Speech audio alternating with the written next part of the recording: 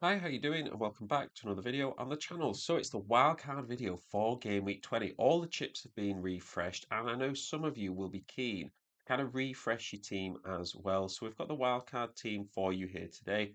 Even if you're not wildcarding, hopefully it will help you out with some of your free transfers moving forward.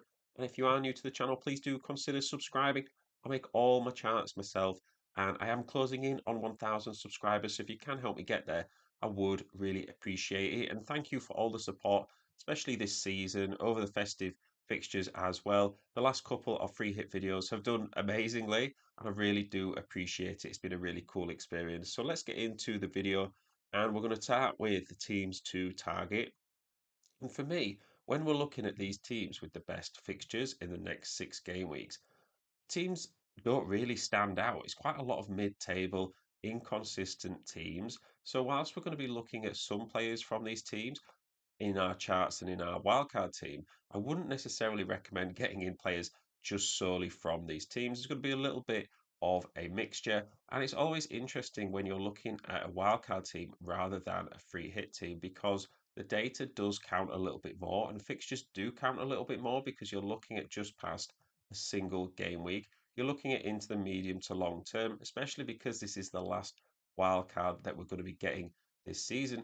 If you are actually considering using it, you do need to set yourself up for a while. So when we're looking at the team here, we're going to start with Jordan Pickford in goal. And to me, it just makes the most sense. He's half a million cheaper than David Raya, who I also think is a good option right now. But for me, Pickford is just the most consistent. Everton, their attack isn't great, and they've clearly shut up shop defensively and focusing on those clean sheets.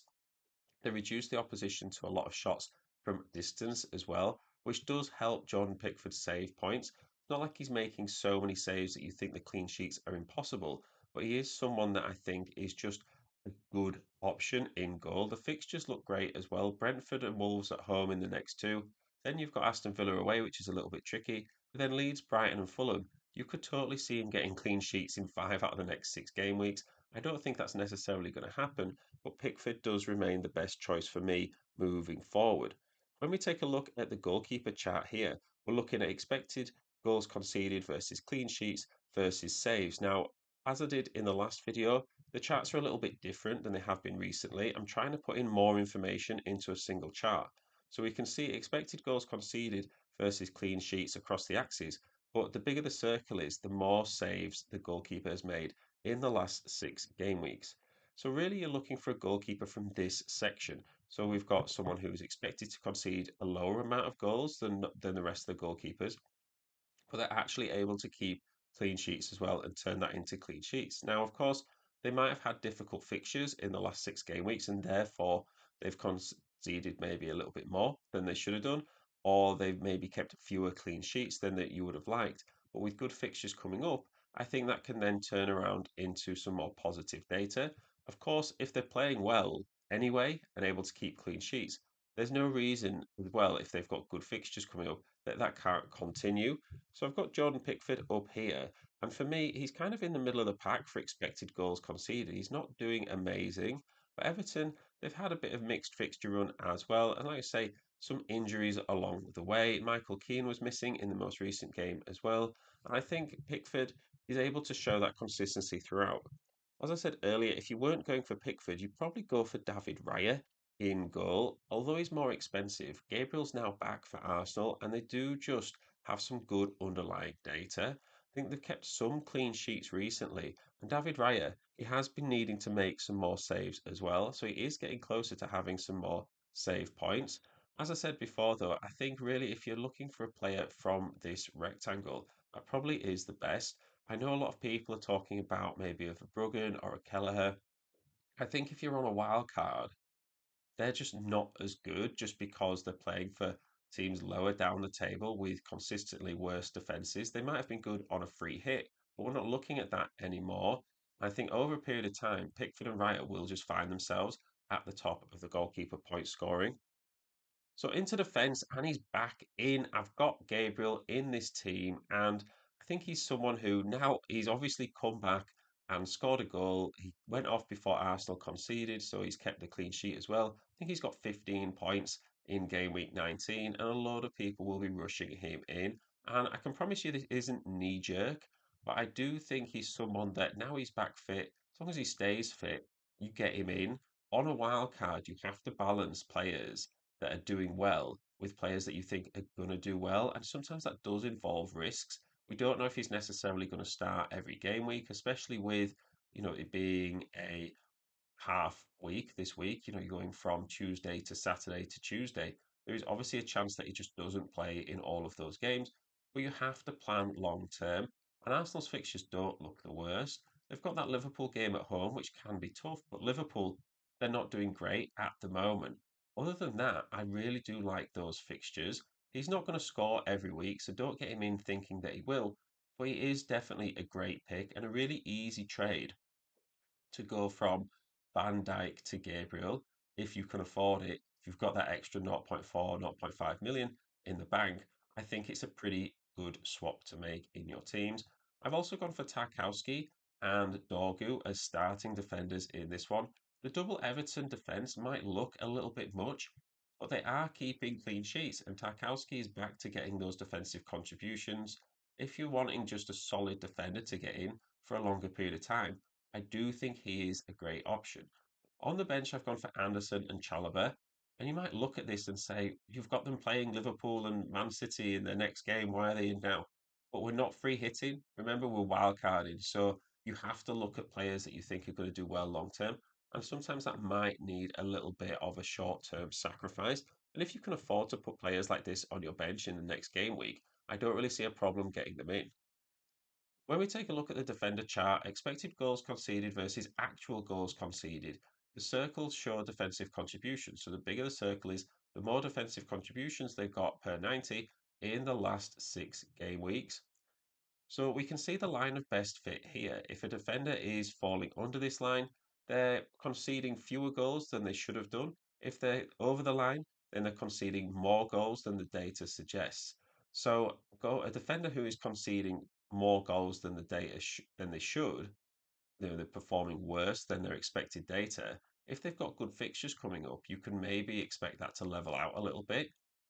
The flip side is that if a defender is performing really well defensively and they've got good fixtures coming up, you can expect that to continue. So it's a little bit of a balancing act depending on which way you want to see it.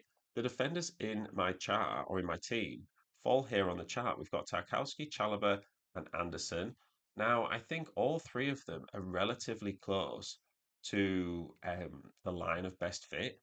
Now, they're all also quite high up in expected goals conceded, but that's because they're playing every game. So these are defenders who have played 4 or more games in the last 6 game weeks. So sometimes defenders who are lower down the chart, it's because they've just played less games. So all three of these defenders have played all 6, and I just think they're really good players. That's what you want on a wild card as well. Players who you know are going to play. Now, Gabriel Wood, sorry, Dorgu would fit down here because he's just not played enough games. So that's where he is at the moment. So he is conceding more than he's expected to. And I think that's something that, whilst Man United aren't doing very well at the moment, I think it's someone who you need to bear in mind is playing out of position and is really cheap. If you can get him in instead of an Estev for 0.2, 0.3 million more, I think he's definitely worth it at the moment. And if he's someone that's on your bench anyway, well, he's so cheap it doesn't really matter. Now, Gabriel is someone who I'm not put in this chart because he's only just come back. I think he played about 20 minutes before he played in game week 19. And all of these charts don't have game week 19 data in because we're only halfway through, and therefore it's something that you don't necessarily want to distort the data with not all players having the equal opportunity to play. So into midfield, and I've gone for Cole Palmer. A little bit of an out there pick as well. Is it too early for him? I don't think so, really. You've got a plan for the future, and from game week 21 onwards, Chelsea's fixtures look amazing. So I've gone for the Chelsea triple up here with Enzo on the bench as well. And if you don't want an Enzo Fernandez on your bench, or you don't want him as your fifth midfielder, maybe you don't want to triple up on Chelsea, that's absolutely fine. But in a few weeks, everyone's going to be wanting triple Chelsea, and you won't have your wild card if you've used it right now. So you do need to try and put it in action this plan to make sure that they're going to be exactly where you want and try and predict the future a little bit and have, like I say, that short term loss for that long term projected points. Obviously, Palmer isn't necessarily going to play every minute of every game, and he could get injured again, but any player can get injured at any point. And we know that when he's on it, he's so key for Chelsea. If you've got Saka and you're thinking he's not necessarily worth the money, and you're wanting a high upside pick, well, Palmer is only 0.1 million more at the moment. So he's just over 10% owned. Think he's a really interesting pick on a wild card. I've kind of balanced out the midfield as well. There's not a load of premium picks here because I've invested quite a lot of money in the defence in this wildcard team. But Minter, Anderson, and Gordon, I do believe are good options. Gordon's a good price point. You can get off him for anyone basically 7.5 million below. But the short term fixtures do look great, and he is playing a lot of minutes in his position. Anderson is someone who I think no matter what the fixtures are, he's getting defensive contributions and he's just ticking over for 4 points every game. And when you look at your team after every week and you can say, well, about five players have won 1 or 2 points, the fact that Anderson is pretty much guaranteed 4 points every week is super valuable. Minte has got an assist in game week 19, but he's someone that has just good fixtures moving forward. Like we saw at the start of the video, Brighton are a team that, whilst have really good fixtures, they are pretty inconsistent. But Minte at that price, again, is a good price point. You can just sell him if you want a wild card and then use your bench boost quite quickly. You can sell him afterwards for a really cheap midfielder, stick him third on your bench, and use that money to invest elsewhere. So here we can see the midfielders charts, expected goal involvements versus actual goal involvements with bonus points scores for the last 6 game weeks. So bonus point scores isn't the actual bonus points. These are just all the positive actions that players do in a game. And then the top 3 players with this score will get the actual 1, 2, 3 bonus points. But this is good, I think, as a good metric to show you in the sense that if a player is scoring quite well in these and maybe they're not actually getting goals and assists, shows they're doing a lot of other positive actions, which means that when they do get an attack in return, they're more likely to get the actual bonus points. So here we can see the line of best fit, and a bit like the defenders, anyone who is below the line is underperforming their data. So they're not quite, they should be getting more goals and assists than they're actually doing. And therefore, if they have a good run of fixtures coming up, they're the players you kind of want to get on in order to take advantage of the upside. Anyone who's over the line is overperforming their data. So you can see someone like a Harry Wilson right at the top. It's probably not sustainable because he's been expected to get about 3 goal involvements in the last 6 game weeks, and he's actually got 8. So he's not going to be able to keep that going over a longer period of time. Of course, if someone is overperforming their data and they have good fixtures, then they're still worth considering. And of course, you can't necessarily just rule out the form factor. A player sometimes is just on form and defying data. But when we're on a wild card, we do have to consider how they're going to do over a longer period of time. And I've definitely erred towards someone who's underperforming their data with good fixtures on a wild card. You could say on a free hit, it'd be the opposite way around, but it's just how I feel about interpreting this chart. So my midfielders in this team are currently ranked here. And as you can see, we've got more midfielders under the chart or under the line of best fit than over the line of best fit. Now, of course, this doesn't take into account Minter, his assist in game week 19, as well as Enzo's goal. But it does go to show that players under the line are probably going to be returning at some point in the near future. Anthony Gordon is dead on the line, which is great because it shows that his output is sustainable. Not only that, he's actually giving good output. You know, it's not like he's on the line and he's expected to get 0 goals and assists, and he's actually getting 0 goals and assists, like a Tonali say on the other side. He's someone who actually is contributing. Now, I understand that his minutes are maybe a bit of a risk, but I do think Newcastle just need their best players playing, and he is one of their best players. Palmer is above the line, and I think that's something that you isn't horrendously above the line, and he's just coming back after injury. I think with Chelsea's fixtures from game week 21 onwards, I just really like him as a pick. I think he's someone that everyone's going to start talking about, and he's someone that I would consider on a wild card getting in. So down here is where our fifth midfielder would be. That's where Anderson would be. Now, someone who's not got any attacking returns in the last few game weeks, but he's someone who you're not getting in for attacking returns. He is just that effort player who's balancing out your team. So up front, I've gone for Calvert-Lewin, Bowen, and Haaland. A really on form three, I think. Now, Bowen is someone who you want to get in for these next few fixtures, but probably don't want long term. Now, it's okay on a wildcard to plan in a couple of free transfers, but you don't want to plan in loads. I think you want him up to game week 25, maybe even beyond. If West Ham score, Bowen scores, a bit like Leeds with Calvert-Lewin. If Leeds are scoring, Calvert-Lewin is scoring. Do I expect Calvert-Lewin to keep going for the whole season like he is? Absolutely not, but I think it's that balancing out the fixtures and form. Haaland is, of course, Haaland, and you should be getting him in. He's the only Man City pick in this team, which you might consider a bit of a weakness. And I think it's totally fine to maybe swap an Anthony Gordon for a Cherky if you wanted in this team, if you wanted to sort of get that Cherky form in there. But I would just avoid someone like a Man City midfielder. If Doku's coming back, if they end up signing Semenyo, Marmoush is going to come back from AFCON eventually. And then I just think there's a lot of options in that midfield area. Whereas with Haaland, you know he's going to play. So here's the chart with the line of best fit, and it's really similar in the sense to the midfielders with expected goal involvements and actual goal involvements, and then bonus point scores as the circles. We can see the strikers in my video are landing about here.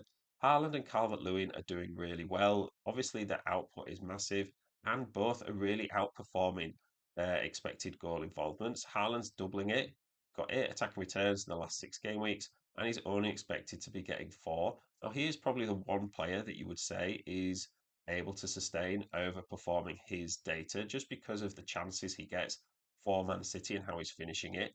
I would be more concerned about Calvert-Lewin still overperforming his data, but it's not like he's doing it massively. He's got 6 attacking returns, 7 attacking returns, and he's expected to be getting 5. So I think that's something that is okay. And Leeds do have some good fixtures. It gets a little bit trickier, but I think he's worth getting in on a wild card just to have that squad. Owen, whilst he's further down the chart, he's close enough to the line. I think he's okay to get in. He can keep performing at that level. And you look how big his circle is here in terms of bonus point scores. It just goes to show that when he scores, it's so important for West Ham that he's also going to get bonus. And that puts him ahead of someone like a Thiago next to him, or a Charlison, or a Jimenez. Because their circles are smaller, it tells me that their goals are less important for their teams. And therefore, they're less likely to get bonus points. So it does make Bowen a lot more valuable than those players, especially those that are priced similar to him. So you might also go for an Ollie Watkins here, and I would just be aware that he is overperforming his data. A bit like Haaland, he's doubling it, but um, Aston Villa's expected goal involvements and the chances they're getting are a lot more difficult to keep converting over the period of time. Haaland's chances usually close to the box, finishing a move. Aston Villa have been scoring some long range shots recently, and again, it's just not sustainable. They've just lost 4-1 to Arsenal, and I think that's something that is maybe a little bit telling that what if the momentum goes? How are they going to keep going? So I would just stay away from Watkins. If you weren't going to go for Bowen, Haaland, and Calvert-Lewin, I think I'd just downgrade to a non-playing or really cheap striker and use that money to invest in the midfield. So overall, shout out to Fantasy Football Hub. This team rating is 90%, not very high at all. But that's because we've got some risky players in here, players who are just coming back from injury. And of course, the data isn't everything. How many times do you have a high rated team and they end up not doing as well as you'd have thought?